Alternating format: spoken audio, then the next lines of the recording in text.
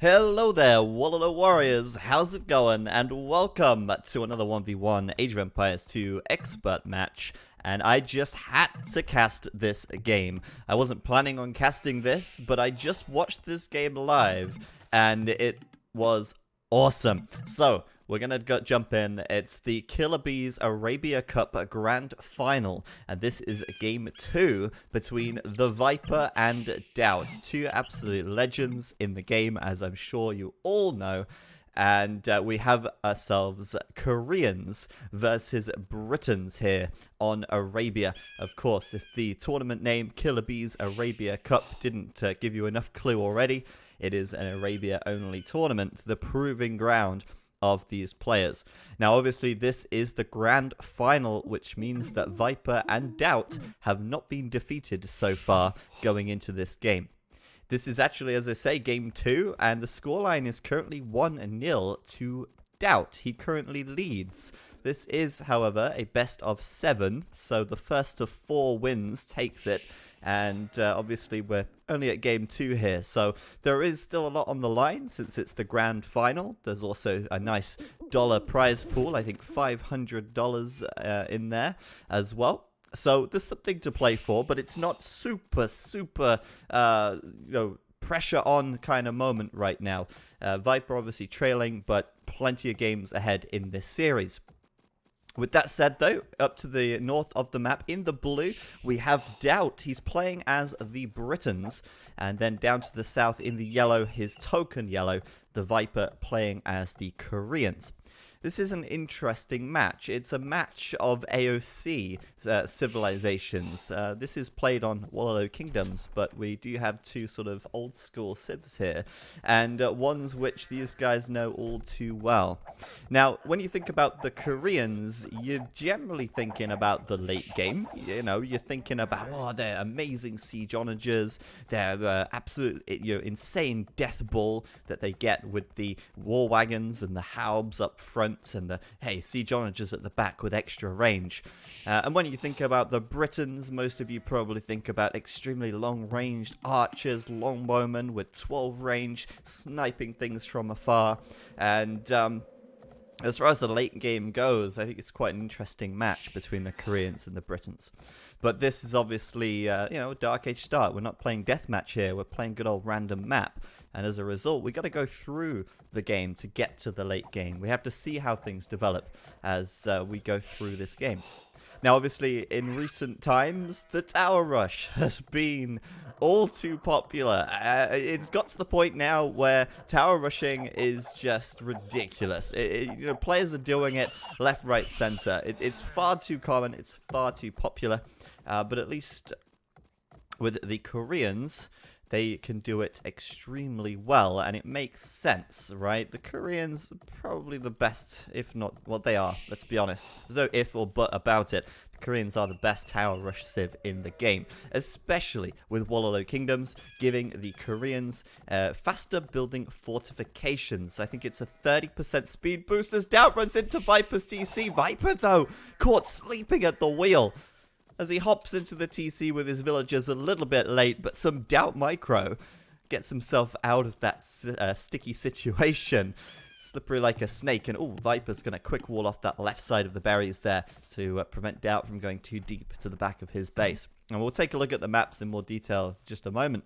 But, the Koreans, best tower civ in the game. Obviously, guard tower for free. It's amazing. And Viper here, off to a grand start, gets some damage onto DauT's scout, and then picks a villager as DauT tries to wall off the right side of his base. DauT, of course, all too aware that a tower rush is probably on the cards, and he would be right. Viper already up to the feudal age on just 19 population. That's 18 villagers. It's super fast, and that's what it's all about. Speed and sort of catching your opponent off guard with a quick tower. Normally, once you get one tower up, the remaining towers are much easier to place down, and you can see Viper coming forward here with 6 villagers eyeing up DauT's side of the map, thinking, hey, where am I going to put a tower? And he's got an idea in mind. This wood line right here looks particularly juicy. We'll see if Viper can slot a tower in here. It certainly would be in range. But DauT's response here, a barracks and a militia coming out just to try and disrupt Viper's villages a little bit. Now, Viper's not feudal yet. He can't build the tower until he reaches the feudal age, but he can certainly build a quick pen to put his villages in there, and 2 palisade gates and a house will be enough to keep this militia and scout out for now. Of course, DauT knows it's coming. He sees it from a mile away, so the element of surprise is certainly not there. But DauT at the moment can do little to stop it until he reaches the feudal age himself. There's no way he can put a counter tower up to stop this madness. And of course, tower rushing, you would think it is madness because everybody seems to be doing it these days, and there's good reason. Now, to be honest, this is pretty uncharacteristic of Viper. I mean, in more recent times, of course, it's a masterpiece. I'm sure you've heard that phrase many times. But, yeah, even if you watched my last video, you would have heard that phrase. But it's pretty uncharacteristic of Viper to go forward. Of course, with the Koreans, sometimes you feel like you just have no option. So he's going to focus down here on the right side. And DauT has a counter tower ready and waiting. Viper doesn't see it, but I'm sure he'll see that villager building and know what lurks beneath the shadows there. The second tower, or third tower, sorry, from Viper will go up, but a little bit of villager health missing there as DauT goes on the counter attack. Men-at-arms upgraded. He's working on taking down the palisade, and Viper is asleep at the wheel again. Quite uncharacteristic of Viper there to let that go, and his stone miners will now be pushed away. He does have 143 stone, that's enough for a tower, and DauT here, committed to kill that villager, will take some arrow fire from the town center, but will get the villager and equalize 1 kill to 1 death. They both have 23 vills right now. As far as economy is concerned, they are neck and neck, but Viper surely at a little bit of a disadvantage with the amount of stone gatherers he's got, and certainly the amount of idle villagers he has on the front here. 7 to 9 idle vills for Viper right now, and DauT has managed to keep those villagers working for longer. So really nicely done by DauT so far. Of course, he's feeling the pressure, he's feeling the heat, but the damage from Viper has been small, and it's certainly manageable for DauT right now. Now, you can see in the south, Viper's also built a second mining camp. That's cost him another 100 wood. Certainly not so good, having to waste those resources. And a classic Viper trap there will kill the scout of DauT. Of course, DauT should know better than going in there. That kind of thing is bound to happen, and already within 13 minutes of game time, we've had drama and we've had excitement, and I'm sure it will continue. Viper here, losing the tower on the front. The repairers of DauT just seem to get those hammers down a little bit quicker. We'll throw up another tower here in range of the wood villagers, where I thought actually Viper would build his first tower. In fact, so far his towers have done nothing to disrupt DauT's economy. This fourth and maybe final tower will actually be the one to push DauT off of that lumber camp and force him to build one somewhere else. DauT does have a lumber line back here. It's a little far away, but it's safe for now, and I think that's his only option at the moment. He could come to the left side as well, but this one certainly seems safer at the moment. Viper back at home, gonna be trying to wall up his wood line, but those 2 men-at-arms will find their way in, and this has been some quite good value from the men-at-arms of DauT. Doesn't look like he'll find a villager kill. It's super low, but he doesn't want to run into the TC and take the damage, so he's going to end up getting battered down here. He'll take the damage from the TC anyway, but it's certainly a disruption, and certainly leaving some low villagers for him to, hey, potentially pick off later on in the game.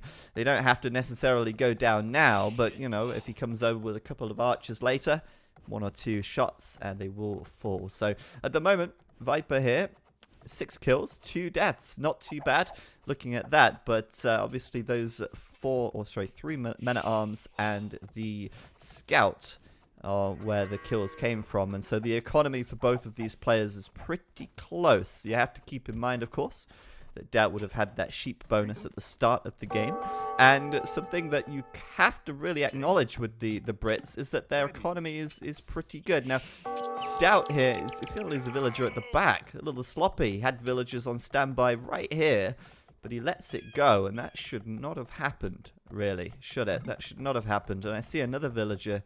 Well, I assume that's a villager there that's dead. It's certainly a dead body. But that's 2 now, and he shouldn't let another one go, really. That would be really sloppy from him, as he takes the wood at the back. And, of course, Viper's scout's trapped in there, so what better way to use his scout's time than picking off at weak villagers. Maybe there's one on a farm which you could swoop in and collect. This one here with 6 health could be a target for Viper, but obviously his scout's very low now, and, well, we'll see what he can do. Might actually be more valuable to keep the scout alive rather than going on a kamikaze mission here to kill a villager on a farm and, hey, get some scouting information. That's what he's there for, after all. But yeah, the Briton economy is generally pretty strong, right? You get cheaper TCs, and that allows them to do so much more in the early Castle Age. Getting farms down quicker, having a nice transition into a Castle Age boom. Right now, DauT sending a weak villager to build the archery range. I can't believe he'd do that.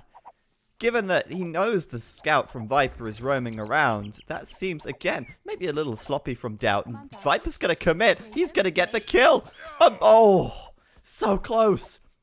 So close. And I think if Viper perhaps didn't try and micro his scout there, he could have secured the kill on that villager.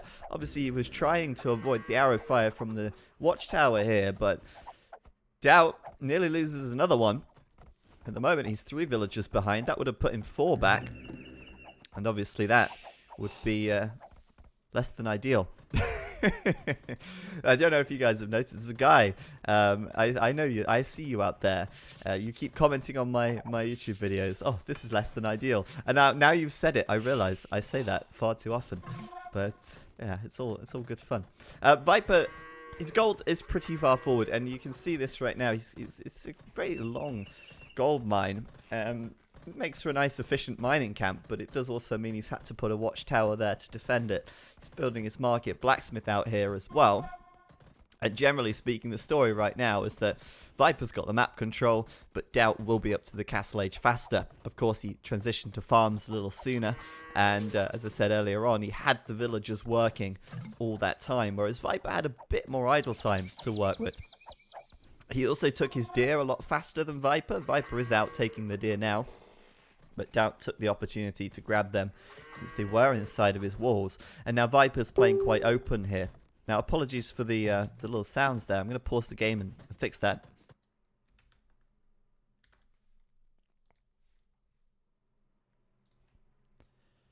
There we go.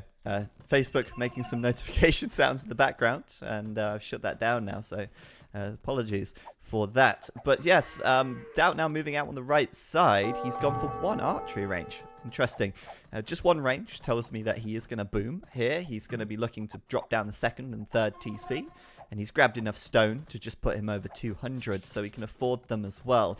Obviously, the cheaper wood cost on the Briton TC allows them, as I said earlier, to just transition into a nice, comfortable Castle Age boom. Viper here saying exciting, of course. And to be honest, I understand where he's coming from. Tower rushes are not the most riveting gameplay that you will ever see, but the game, I think, so far has been quite interesting. And Viper's reaction to DauT reaching castle first, I'm sure it's just banter, but he has got a point.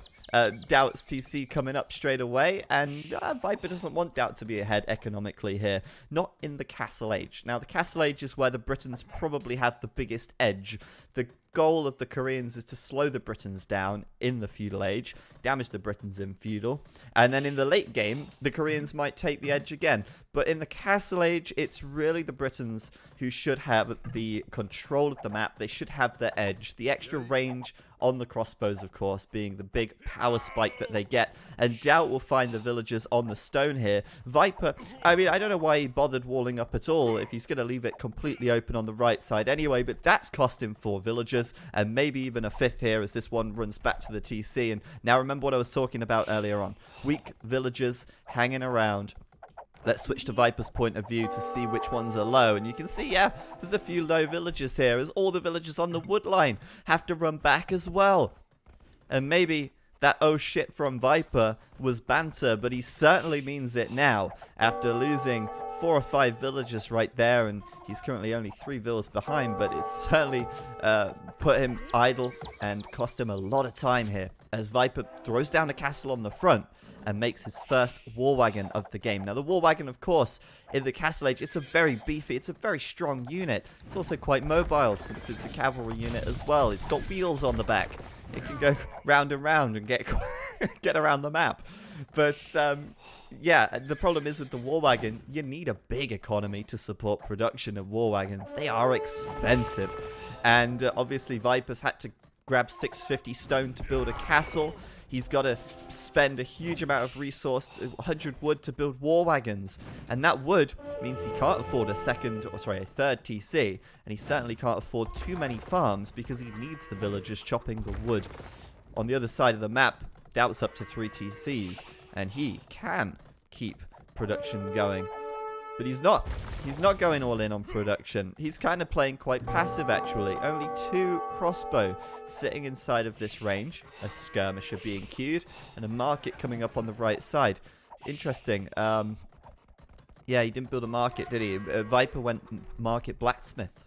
He didn't actually have to build a barracks or a second military building in the feudal age because he had the map control. So he saved a little bit of wood there, which is nice. But at the moment, yeah, war wagons coming out. And that's quite scary if you're DauT right now. War wagons are not easy to deal with. And at the moment, DauT doesn't have much military at all.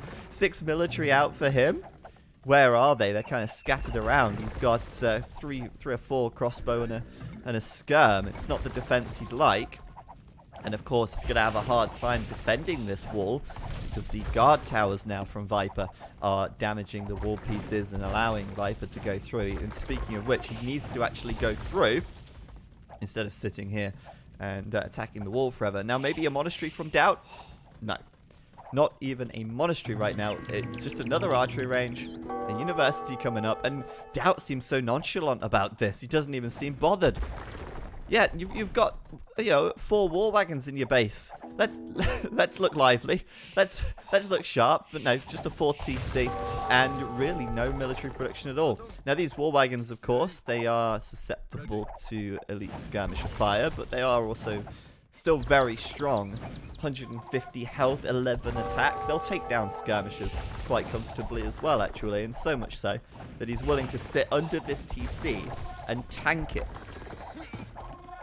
Viper, maybe a little ballsy there, completing the second defense upgrade on these guys right now, but this ball seems to be in his court. He's got a mangonel out on the field, and there's a castle from DauT, a very defensive castle. It's probably not going to be a DauT castle, and you know DauT's taking this seriously when he builds a castle like that, and not halfway across the map without any protection for his villagers. You know that he's taking it somewhat seriously, and that's an okay placed castle. It's going to deal with the guard towers, but it won't close off the left side, which is where Viper can just run in as and when he likes. And the pressure's heating up now for DauT. Viper is still on 2 TCs. It's kind of like a mid-aggression, mid-eco play. He's not going all in on 1 TC, but he's also not going up to 3 or 4 TCs like DauT. So let's see if Viper can make this work. He's obviously got the smaller military, but he's also got the more valuable and the stronger military. 2 mangonels and a bunch of war wagons, backed up by a couple of monks as well. Now, the monks are interesting. Maybe Viper's anticipating a knight to try and snipe the mangonels. But at the very least, he can get the healing onto the mangonels, of course. Onto the war wagons, of course. For now, DauT's having to add in some longbows from the castle. Obviously, Castle Age longbow, nothing special. You compare the stats of a longbow to a crossbow. They only have 1 additional attack. That's all they've got, really, to shout about. But obviously, the longbow in the late game is much stronger than the arbalest. Right now, though, it's just a case of getting more boots on the ground for DauT, who's on 2 archery ranges and a castle, but booming like crazy. And this is what DauT has been so well known for. This is why I chose this game as well, because DauT showing us exactly how to boom under pressure. This is something that defines DauT. This is something which has, sent him into the history books of this game. The fact that he can quite comfortably sit on 4 TCs and hold off this, which is, a 33-minute guard tower rush, war wagons, monks, and mangonels, with a small group of scabs and a second castle. Let's see if he can get this castle up. This is going to be pivotal, As this castle is between two TCs, it's looking a little risky, but right now the skirms are doing a little bit of damage. One of the mangonels went down before to the TC, and the other one gonna go down here to the mangonel on the right side from DauT as well. So DauT will get his second castle up, and that's gonna be a lifeline to this push from the Viper. He will be able to push him back with this, I think, or at least protect the villagers somewhat. As DauT gets a little bit risky there, sending the army forward into the two guard towers, which are loaded up with some villagers here for some additional arrow fire and damage as a result. But falling back towards his castle now, DauT should be fine. And DauT now on 89 villagers versus Viper's 76. It's a little bit too close for comfort for DauT, I think. And Viper, in the face of all this, on the two TCs, he's going imp.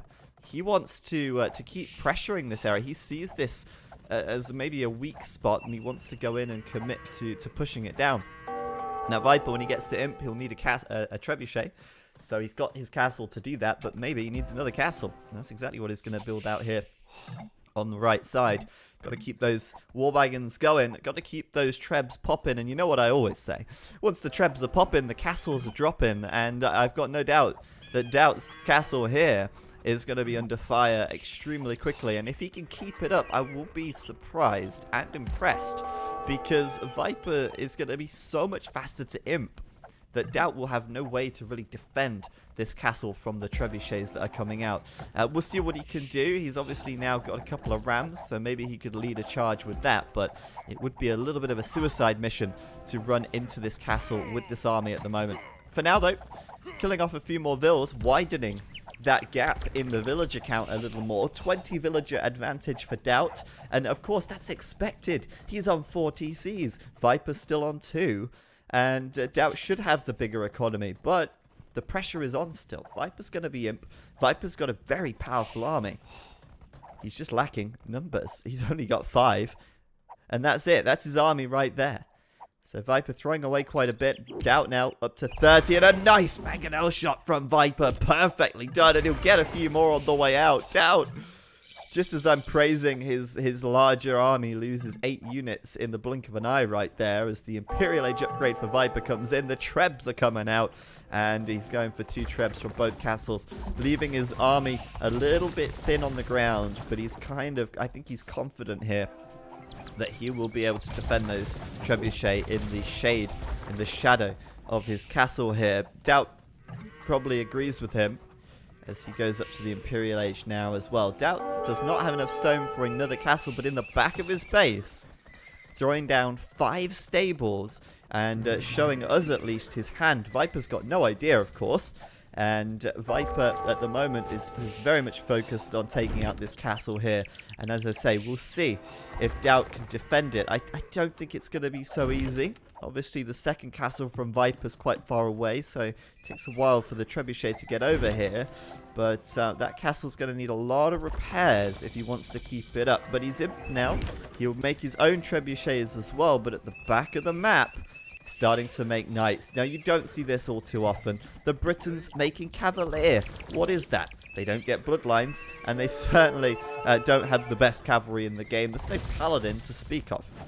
But it could just be a good unit choice. It's certainly being done in the back to make sure that Viper is, well, perhaps caught off guard by this. Viper right now finishes chemistry.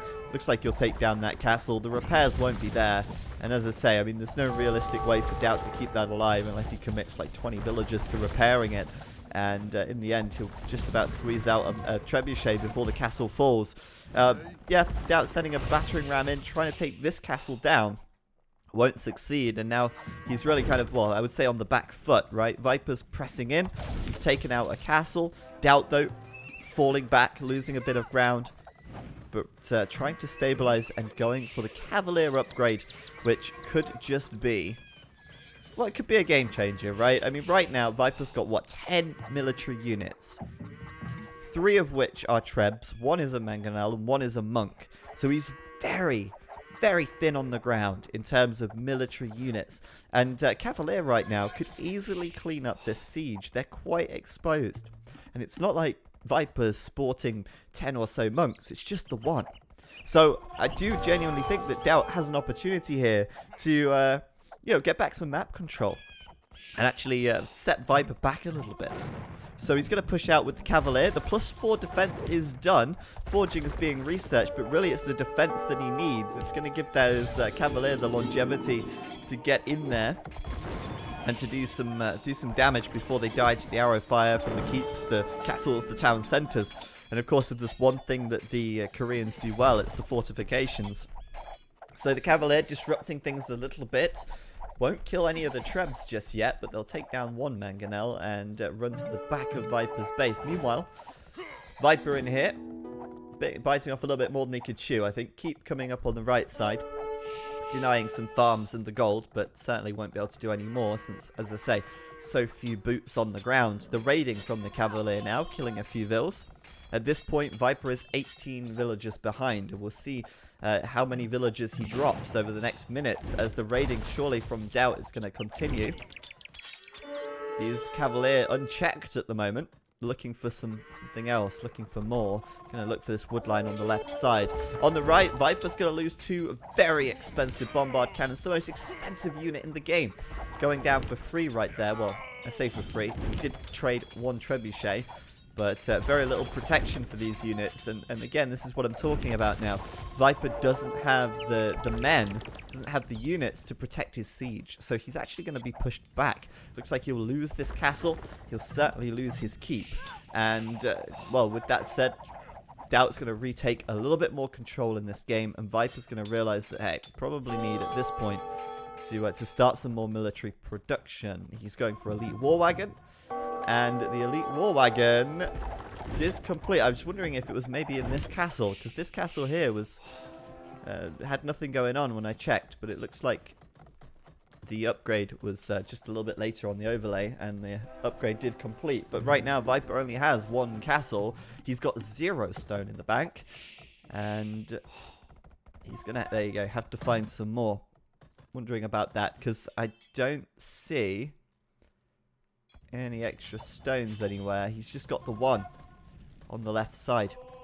At the moment, neither player going for the relics either, and that surprises me from Viper. You know, he's had a monk on the field for a long while, and literally as I say that, he grabs the first relic. But it's quite late into the game. He's had map control for a long time. He could have 3 or 4 relics by now, but he's only just got his first relic in, and that monastery is quite exposed as well on the front lines here, as DauT deploys 5 trebuchet. Take that, he says. I've had enough of your shit and your keep. Get out of here.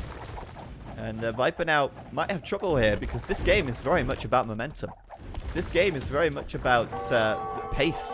And if DauT can take down these military production buildings, well, Viper's not going to have the production to stop the momentum of this army. Now, fortunately for Viper, he's got the bombard cannons. He's going to take down 1 trebuchet. He's going to take down 2 trebuchets. And he's got a good number of elite war wagons here as well. 3 trebs, 4 trebs now falling. That is costly for DauT. 800 gold, 800 wood gone in the blink of an eye, and maybe even 1,000 once this trebuchet falls, which I assume it will, as this bombard cannon here is going unchecked. Now DauT, with yeoman coming in for the extra range on his archer units, but running low on units there indeed, as those war wagons and skirmishers make a really powerful combination, and out of nowhere, Viper's putting units on the ground and starting to push this army back. It's a good composition from Viper. It's a scary composition, and as I said earlier on in this cast, it's really going to be about that death ball from Viper and DauT not letting him get it. At the moment, Viper's rich. He's got so many resources. Look at that, 1,500 gold, 1,500 food. He's got so much money in the bank. DauT, on the other hand, looking a little bit lower on resources right now. And that's something that Viper does well. It's something that Viper's been praised for many times. He's protecting his gold units, making trash maybe a little bit earlier in the game than necessary, but keeping that gold count, keeping and nurturing the gold in the bank. So he's always got a little bit extra in the tank if he needs it in the late game. DauT, though, coming out here with the a castle on the hill on the right side, couple of stables as well. The light cav upgrade is done now, and they've got +4/+4, obviously no bloodlines. But it's enough to get in there and do some damage to the economy of Viper. Speaking of which, he's still a few villagers behind. Now, at the moment, Viper's Trebs coming forward here. I'm not sure what they're trying to achieve. Not sure what they're doing. They're killing a mill, killing a couple of buildings, but nothing of importance for DauT. So those trebuchets, I feel, going to be wasted, as DauT's army does get Viper's army does get cleaned up. More Cavalier being added in, but more importantly, I think the skirmishers being added in here as well. And obviously that Yeoman upgrade giving the skirms +1 range. As for upgrades, you know, they're even. They've got +4/+4, but the extra 1 range for DauT perhaps helping just a little bit here. But obviously that combination and simply the numbers now on DauT's side. 54 military versus 24. It's 2-1 as DauT looks to raid a bit more, I think. He's grabbing the gold out here as well, the forward gold. Well, it's actually Viper's gold, but it's forward for DauT, I guess. Grabbing what he can because, you know, Viper's got a healthy bank of 2k gold right now. Now, you may be wondering, why is he not going for Onager? Why is he not going for Siege Onager? You know, we're looking at a big mass of skirmishes here right now, and a big bada boom, a big Siege Onager hit could absolutely wipe them out. It would be D-Day for these guys. But you got to keep in mind that Siege Onagers so expensive. Viper would burn all of his gold here doing Onager and Siege Onager.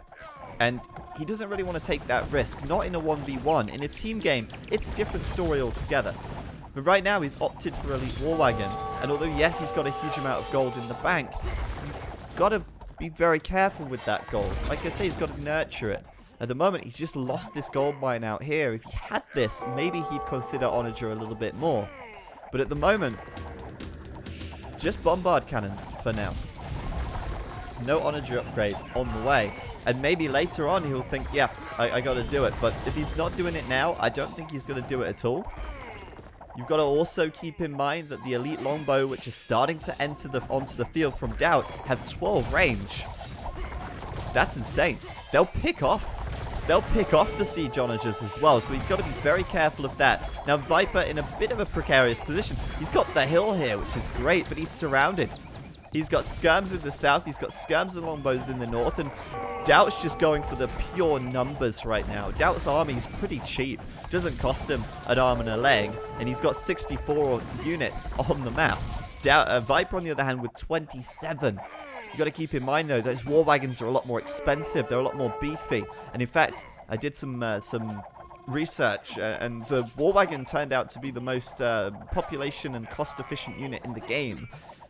Problem is, they're just so hard to mass because you need castles, and Viper still only has 1 castle. DauT now going for Warwolf. It seems like he's going to go for some more trebs here. 100% accurate trebs, blast damage as well. And once again, DauT denying a gold pile from Viper on the right side. And this is, I think, a good example of why Viper protects his gold and keeps his gold in the bank. He's very careful about it because he doesn't want to be in a situation where the gold's gone and he can't afford important gold units if he needs it. Speaking of important units, he's going to start going into halbs right now. He's just spent some gold on the halb upgrade. He's just doing the plate mail armor upgrade for the last armor. And that is an interesting decision, maybe one that could be quite costly. Obviously, he's aware that DauT's going for light cav, but halbs right now, not so hot. You've got a 76 army of DauT, comprising probably 95% or more of skirmishers. Halbs do not have a place in this game right now.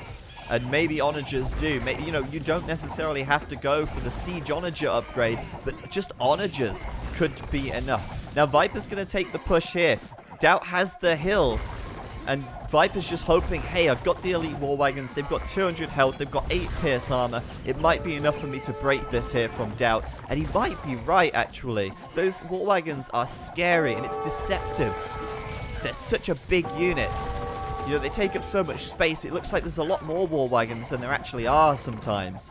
But as you can see, he's still able to push up here, even with a smaller number of units. But DauT is pushing in more places than one. He's up here in the north of the map. He's got a few skirms, keeping the pressure up. While in the middle, he's actually been pushed off of the gold. But it's a little bit late for Viper. He's only going to get 74 gold out of this mine before it's gone. So DauT's already, I guess you could say, done the damage. He's already done the deed. He's already stolen enough gold from underneath Viper's nose. And DauT right now is looking a lot healthier in gold count. 1,400 gold for DauT. And it's Viper now who's got very little gold in the bank. Exactly why he was protecting that gold count earlier on. So Viper's got this hill back. Maybe he'll grab the 74 gold for what it's worth. But DauT seems to be a little routed. And this is exactly where I think the Britons have the problem right now. You could be at 200 out of 200 population for the Britons, but you're fielding light cavalry, longbows, and skirmishers. Whereas 200 out of 200 population for Viper potentially means having 30 or so war wagons on the field. And that's scary. That's much more population efficient. There's the Halbs from Viper as well, finally being useful this game. Actually pushing those light cav away. As the battle line seems to be drawn in the sand right now. Looks to me like DauT has the majority of the map under control. As he tries to come in on the top side with a light cavalry raid. And it looks like that might just be successful. The Halberdier are down in the south of the map. The rest of DauT's Viper's army is going for this hill in the middle. And the light cavalry are going up to the top. Now there's a keep here, but this is a great play from DauT because he takes the trebuchet and brings the keep low. Just in time for his raid. The keep's going to go down, and these villagers have no protection. So Viper now, he's way ahead in villagers, as expected, as his army does cost a lot more resources, but he's going to lose a lot of villagers out here on the left side. Meanwhile, in the middle of the map, Viper holding the hill. He wants to take down the castle here and get a little bit more breathing room. He'd like to get back on this gold, and he is, but might end up getting pushed off it again pretty quickly. But for now, the longbow at the back doing damage, actually. And again, that 12 range. Massively outranging the skirms. And allowing them to basically pick them off from afar. And do so quite safely. Those longbows have done so much damage here, and they've hardly taken any in return. The tankier units of DauT getting up there in front and doing what they need to do, picking off the two bombard cannons as well. Very nicely done. As DauT now comes in through the gap here between the tree and the cliff and goes for the second keep. Of course, pushing onto the Viper and raiding the Viper, it's quite hard to be successful because Viper does have these keeps all throughout his base, making it much harder to actually get efficient raiding damage done. But DauT doesn't seem deterred. He doesn't seem concerned about that. He will continue to push in and find another angle. Another keep going down perhaps, and DauT can try and raid this wood line again. I like this game a lot because you've got three different fronts right now. You've got a battle in the south, in the middle, and in the north, all happening at the same time. But DauT still maintaining a good military lead. 79, 80 military he's hovering. Now, he is splitting them up, and you could argue that maybe just grouping his army together and pushing straight down the middle, going for the jugular, could be the best play for DauT. But the splitting seems to be working quite well because he's got so much more military on the field at all times that he's keeping Viper spread as well. He's forcing Viper to react, to bring his army to the north, to move his army down to the south, and that just opens up some opportunities for DauT. And speaking of opportunities, DauT coming in here with a ridiculous number of rams. Let's see, 3, 6, 9, 12, 14 rams here, and it really is a ram train coming through the center or the south of the map and looking to take those keeps down once and for all. Viper surely doesn't have any stone left in the bank, so once they're gone, they're gone. It's a bumper discount sale for DauT while stocks last, and those keep... Well, the villagers already know what's coming. They are running away as DauT backs this up with some longbow. At the front, at the top of the map, Viper pushing DauT back a little here. And this is what I mean. DauT is spread. He is split. But this aggression in the south might be enough to distract Viper and bring his army back from this north side. Viper going with a raid in the north. Just caught that one on the mini-map. Some war wagons there. getting into the wood line of DauT. He'll be pleased to get that, because that's the first time that Viper's really got a solid raid onto DauT this game. And there's a lot of exposed villagers there. But I do worry this could just open up more opportunity for DauT to fill that population space with more military units. He's at 178 population right now, 80 of which are military. And if he loses more vills, well, surely he's going to keep making more military as well. He's got enough resources in the bank to produce a lot more, and that could just cause Viper to get overwhelmed as the keeps start to go down. The train of rams leading the way as the longbow at the back pick everything off. And it even seems like DauT here, with the defender's advantage in the north, will hold here from the Viper as well. Viper now really looking to raid, getting it maybe, I don't want to say desperate here, but he's kind of ignoring the elephant in the room, which is these rams and longbow in his base, and trying to go for the counter-attack, trying to decimate DauT's economy. And it's kind of working. He has got the villager lead over DauT right now, but it feels like a war of attrition at this stage. And DauT has a lot more resources in the bank. He's got 1,000 gold. Viper has 100. He's got 3,000 or 4,000 food. Viper has 700. And if it's a war of attrition that Viper wants, it's a war that he probably cannot win.